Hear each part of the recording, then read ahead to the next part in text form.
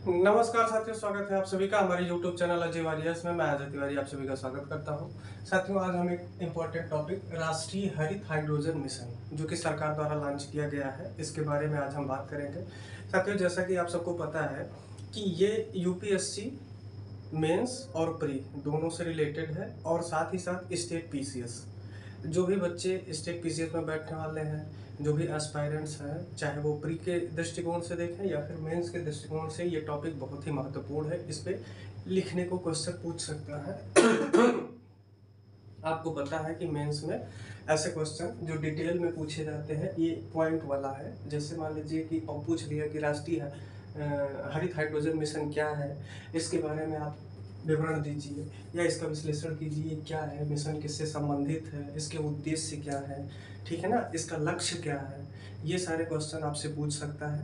तो ये प्री और मेंस दोनों से संबंधित है। जो भी हमारे भाई बहन यूपीएससी या स्टेट पीसीएस एग्जाम्स की तैयारी करते हैं या फिर वनडे एग्जाम्स में जान लीजिए कि मान लीजिए अगर बहुत कुछ इसमें से पूछा तो ये पूछ लेगा कि ये राष्ट्रीय हाइड्रोजन मिशन हरित हाइड्रोजन मिशन क्या है, ठीक है ना। 4 विकल्प आपको दे दिए जाएंगे।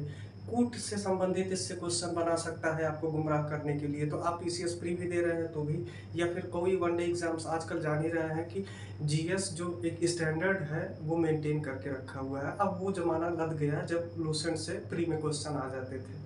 अब आप देख रहे होंगे पिछले साल का आप पेपर उठा के देख लीजिए पीसीएस का या फिर आरओ का, तो आप देखेंगे कि बहुत कुछ जीएस में परिवर्तित हो चुका है। इसलिए ये बहुत ही इंपॉर्टेंट टॉपिक है जो हम आज पढ़ने चल रहे हैं। आप बिल्कुल वीडियो को स्किप मत करिएगा, पूरा एक साथ अच्छे से वीडियो को पूरा देखिएगा और इसको हम डिटेल में चर्चा करेंगे, बहुत कुछ जानेंगे, इससे सीखेंगे। तो आइए शुरू करते हैं। राष्ट्रीय हरित हाइड्रोजन मिशन, ठीक है ना। राष्ट्रीय हरित हाइड्रोजन मिशन ये क्या है, इसका लक्ष्य क्या है, इसके प्रमुख घटक क्या है, हाइड्रोजन हरित हाइड्रोजन क्या होता है, हाइड्रोजन क्या होता है, तो उसके बारे में थोड़ा सा हम आपको बताना चाहेंगे। हाइड्रोजन एक्चुअल में होता क्या है। हाइड्रोजन एटमॉस्फेयर में सबसे प्रचुर मात्रा में पाए जाने वाला तत्व है। आप सबको पता है, आप सब क्लास 6 से ही हाइड्रोजन के बारे में पढ़ने लगते हैं, ठीक है ना। तो हाइड्रोजन हाइड्रोजन अपने एटमॉस्फेयर में तमाम यौगिकों के साथ मिलके सबसे प्रचुर मात्रा में हाइड्रोजन उपलब्ध है, ठीक है ना।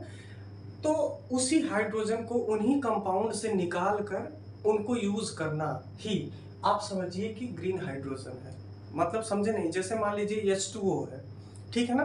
तो H2O से एक कंपाउंड है जल का, ठीक है, उससे हाइड्रोजन निकाला जाएगा और यही प्रक्रिया जो होती है इलेक्ट्रोलाइसिस कहलाती है। मतलब विद्युत अपघटनी प्रक्रिया द्वारा वहां से H2O कंपाउंड से H2 निकाला जाएगा, मतलब हाइड्रोजन निकाला जाएगा। वही प्रोसेस कहलाती है हाइड्रोजन हरित हाइड्रोजन, ठीक है ना। जैसा कि हमने लिखा है हरित हाइड्रोजन या ग्रीन हाइड्रोजन क्या है, तो प्रकृति में अन्य तत्वों के साथ जो संयोजन है, जो कंपाउंड बना के हाइड्रोजन रह रहा है, वहां से जैसे मान लीजिए जल है, हमने अभी आपसे कहा कि जल से इलेक्ट्रोलाइसिस प्रक्रिया द्वारा विद्युत अपघटनी प्रक्रिया के माध्यम से हाइड्रोजन को अलग करना, वही कहलाता है ग्रीन हाइड्रोजन, ठीक है ना।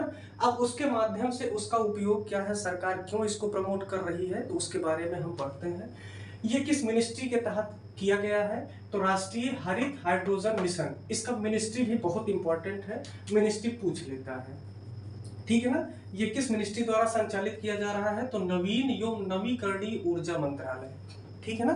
नवीन एवं नवीकरणीय ऊर्जा मंत्रालय द्वारा ये लॉन्च किया गया मिशन है राष्ट्रीय हरित हाइड्रोजन मिशन, ठीक है ना। अब बात करते हैं इसका लक्ष्य क्या है। इसके 3 लक्ष्य निर्धारित किए गए हैं। पहला, ऊर्जा उद्योग मोबिलिटी क्षेत्र को डीकार्बोनाइज करना। डीकार्बोनाइज का मतलब होता है कार्बन मुक्त करना। आपको पता होगा कि जो जीवाश्म ईंधन का उपयोग हम लोग व्हीकल्स में करते आ रहे हैं, उससे बहुत ज्यादा पोल्यूशन हो रहा है, ठीक है ना। तो सरकार एथेनॉल युक्त पेट्रोल और हाइड्रोजन से चलित गाड़ी, जो इलेक्ट्रिक व्हीकल है, उनका उपयोग बढ़ाने पर सोच रही है, क्योंकि अंतर्राष्ट्रीय मार्केट में इसका बाजार बढ़ा है और लोग डिकार्बोनाइजेशन की तरफ बढ़ रहे हैं, कार्बन इमिशन को जीरो करने का। नेट जीरो आपने लक्ष्य सुना ही होगा, तो उसी के तहत ये पहला इसका कदम है सरकार का, ठीक है ना। बहुत ही इंपॉर्टेंट कदम है, इसलिए इसको आप विशेष तौर पर ध्यान दीजिए, ठीक है ना। ये मेंस और प्री दोनों से रिलेटेड है, ठीक है ना।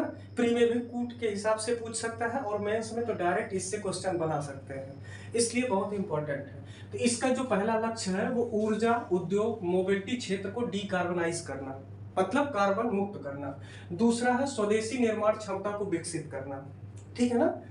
तीसरा है, आपको पता होगा कि सेल्फ रिलायंस जो सरकार की स्कीम है उसके तहत स्वदेशी निर्माण क्षमता को विकसित करना, ठीक है ना। दूसरा है GH2 के लिए निर्यात के अवसर सृजित करना। GH2 का मतलब है ग्रीन हाइड्रोजन, ठीक है ना। GH2 का मतलब क्या है? ग्रीन हाइड्रोजन, ठीक है ना, ग्रीन हाइड्रोजन, ठीक है, बात समझ में। फिर इसके जो प्रमुख घटक हैं, मतलब NGHM national green hydrogen mission के जो प्रमुख घटक हैं वो क्या है? ग्रीन हाइड्रोजन ट्रांजिशन प्रोग्राम के लिए रणनीतिक क्रियाकलाप। दूसरा है रणनीतिक हाइड्रोजन नवाचार भागीदारी। और इसके जो अपेक्षित परिणाम रखे गए हैं वर्ष 2030 तक, इसके जो अपेक्षित परिणाम रखे गए हैं उसमें ये कहा गया है कि प्रति वर्ष कम से कम 5 मिलियन मीट्रिक टन, कितना? इसका MMT का मतलब क्या है?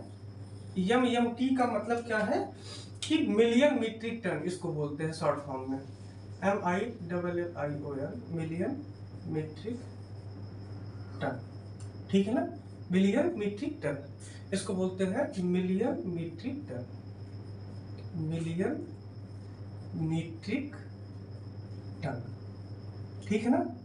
तो प्रति वर्ष कम से कम 5 मिलियन मीट्रिक टन हरित हाइड्रोजन का उत्पादन करना, ये सरकार का लक्ष्य है 2030 तक, ठीक है ना। जीवाश्म ईंधन, आपको पता होगा नॉन रिन्यूएबल और रिन्यूएबल एनर्जी। नॉन रिन्यूएबल में पेट्रोलियम आता है, डीजल आता है, पेट्रोलियम उत्पाद जो भी आए, ठीक है ना, कोयला आया, कोयला से संबंधित जो भी चीजें चलती हैं वो सब नॉन रिन्यूएबल, और उसको इस जीवाश्म ईंधन कहते हैं, ठीक है ना। नॉन रिन्यूएबल के आयात में 1 लाख करोड़ की बचत की जा सकेगी, ठीक है ना।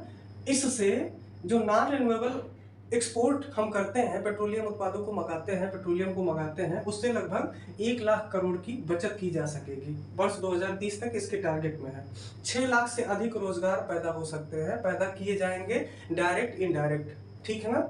उसके बाद कह रहा है कि सरकार ने लक्ष्य रखा है कि वर्ष 2030 तक वार्षिक CO2 इमिशन, मतलब जो कार्बन डाइऑक्साइड उत्सर्जन है उसको लगभग 50 मिलियन मीट्रिक टन तक कमी की जाएगी, ठीक है ना। ये सरकार ने लक्ष्य रखा है कि वर्ष 2030 तक वार्षिक CO2 इमिशन में लगभग 50 मिलियन मीट्रिक टन की कमी की जाएगी।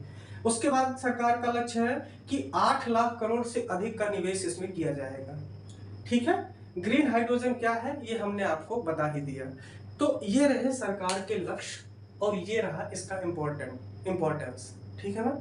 आशा है आप सब बहुत अच्छे से धैर्यपूर्वक इत्मीनान से सुने हैं, समझे हैं और आपकी भविष्य की उज्जवल भविष्य की कामना करते हैं। साथियों, हमारा चैनल जरूर नया है लेकिन हमारी मेहनत आपको दिख रही होगी। हम आपके साथ कंटेंट में कभी कोई समझौता ना किए हैं ना करेंगे।